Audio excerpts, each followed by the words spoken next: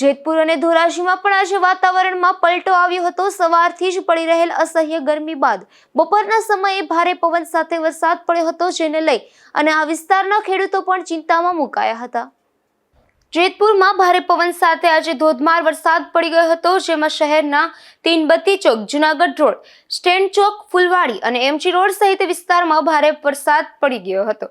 તો શહેરની આજુબાજુ વિસ્તારમાં પણ પવન સાથે વરસાદ પડી ગયો હતો। બીજી તરફ ધોરાજીમાં પણ અચાનક વાતાવરણમાં પલટો આવ્યો હતો અને ભારે પવન સાથે કમોસમી વરસાદ પડી ગયો હતો। ખાસ કરીને સ્ટેશન રોડ, ગેલેક્સી ચોક, જેતપુર રોડ, હોસ્પિટલ ચોક અને અવેડા ચોક સહિતના વિસ્તારોમાં વરસાદ પડ્યો હતો। તેમજ ગ્રામ્ય વિસ્તારમાં ગુંડાળા, ફરેણી, નાની પરબડી, મોટી પરબડી અને ભોળા સહિત ગ્રામ્ય વિસ્તારમાં પણ વરસાદ પડી જતા આ વિસ્તારના ખેડૂતોમાં ઉનાળુ પાકને લઈ અને ચિંતા વધી રહી છે।